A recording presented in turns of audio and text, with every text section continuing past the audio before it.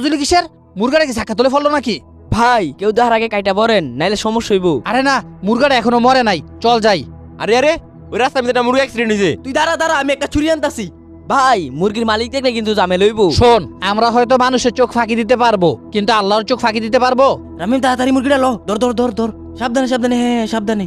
বিসমিল্লাহ, আল্লাহু আকবার।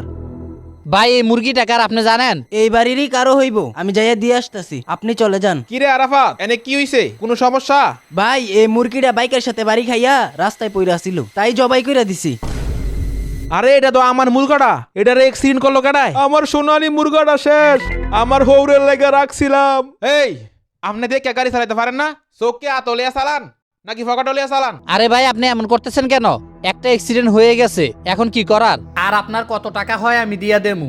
এই আপনি কয় টাকার মালিক হয়ে গেছেন গা? কেন টেয়ার গরম দেখাইতেছেন? এই মুরগাটা আমি ছোট থেকে ফাইলে বড় করছি। আরে ভাই এটা কেমন ধরনের কথা বলতেছেন? জরিমানাও নিবেন না, আমারও আটকায় রাখছেন। আপনারে কি করতো আবার? আমার সোনালী মুরগাটা মারছেন। ভাই শোনেন, রাস্তায় যদি কেউ সাধারণ গতিতে গাড়ি চালানোর সময় তার গাড়ির নিচে কোনো কিছু পড়ে, তাহলে এটার জন্য গাড়ি ড্রাইভার দায়ী হবে না। আর যদি উল্টা পাল্টা অনেক বেশি গতিতে গাড়ি চালায়, তাহলে তখন ড্রাইভারের দোষ হবে। আর আমি কিন্তু সাধারণ গতিতেই গাড়ি চালাইছি। আরে ভাই আপনি জানতো, আর আমি এই বিষয়টা ম্যানেজ করতে। এই তুই এটা কি করলি?